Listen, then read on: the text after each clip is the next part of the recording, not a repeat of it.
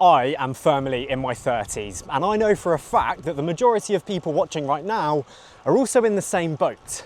I also know there's a lot of people watching that are older than I am as well. And while they say that age is just a number, and I'm sure that's very true for the majority of people's mental states, your physical body will inevitably change. Of course, I am aware that being in my 30s, I am still very young in the grand scheme of things, but my body isn't the same as it was 10 years ago, and there are some changes that I need to make. The first change I need to make is actually getting a new bike fit. It's terrible because the last time I had a bike fit was about 7 or 8 years ago, so quite a long time, and my body has definitely changed within that time. Like many people, I have a job where I need to sit at a desk, and for a lot of the time I'm in a fairly sedentary position, so my flexibility will have suffered.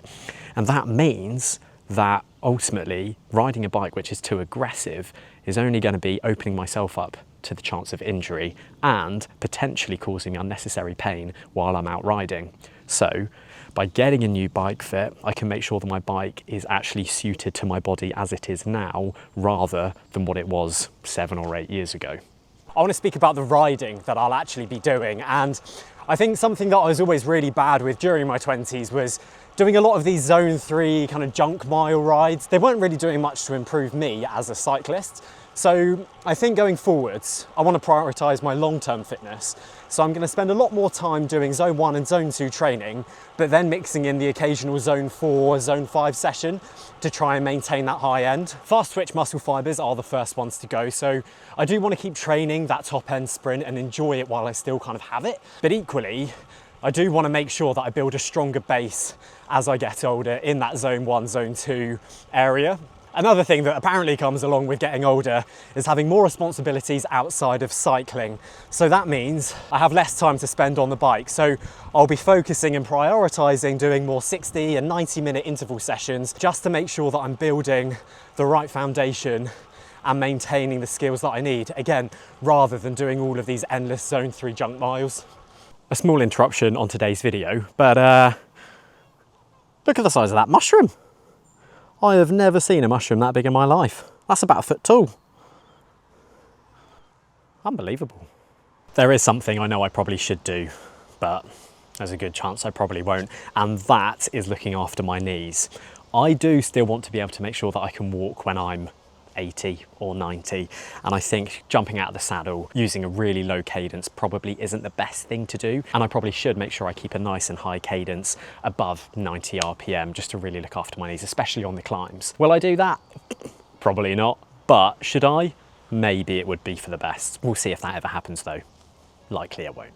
There's something that I should have been doing through the entirety of my 20s but is more important now than ever before, and that is resistance training. What do I mean by resistance training? I mean lifting weights in the gym, using resistance bands, doing body weight exercises, essentially really activating your muscle groups. Now, why is this so important? Well, doing 2 30-minute sessions per week really helps maintain natural levels of growth hormone within your muscles, but also you'll be helping build the small supportive muscles that live around all of your joints. Now, by doing that, you'll help prevent yourself from getting injured. I also really want to prioritise stretching. It's something that I was really terrible at during my 20s, but again, like I say, it's more important now than ever to make sure that I actually stay loose and flexible. By building some of that flexibility back in, I might actually not need to go and get a bike fit. I will probably do it anyway, mainly for the sake of my knees, but stretching, working on my core exercise is only going to help me be a better cyclist in the future, and might actually mean that I become a better cyclist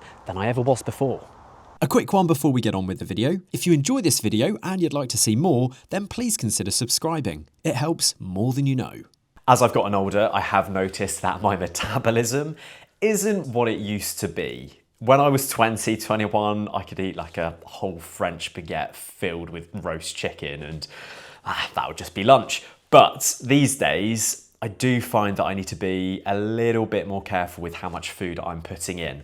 Of course, fueling while you're on the bike is really important, and making sure you're getting enough energy in is critical. And likewise, when you're off the bike at home, making sure you're getting a good, varied and balanced diet is also really important. However, on those non-training days where maybe I've just been busy with work, family, life, whatever else is happening, I am being a little bit more conscious to drop my calorie intake by around 300 to 500 calories. I feel like it helps me keep my food intake in check while my metabolism starts to slow down. Of course, I'm sure it's going to get even slower as I get older, but I really have noticed the difference between how I am now versus how I was 20 years ago. And like I mentioned earlier, there's lots of different parts to life now, and sometimes you can't get out on the bike every single day or go to the gym. And it's on those days that I want to be a little bit more sensitive to what I'm putting in. I am also putting a bigger focus on making sure that I really do have a varied and balanced diet. So making sure I'm getting in different sources of protein from lentils, beans, fish, and also having a really strong variety of fruits and vegetables and seeds and grains. Again, just helps build up a really nutritionally complete diet. The final change that I will be making is actually just how I view my own cycling.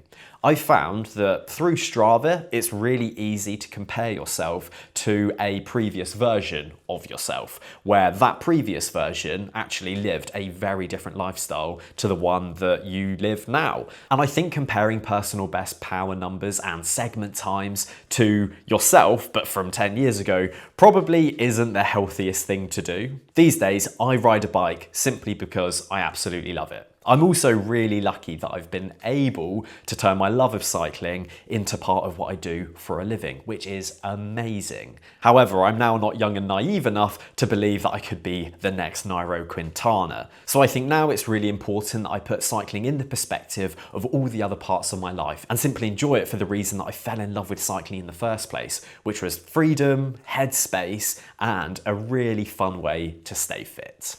I am sure there's plenty of people watching right now that look at me as though I've just learned to take my first steps. So if you're one of those people, then drop your advice down below on how you've changed your cycling as you've gotten older.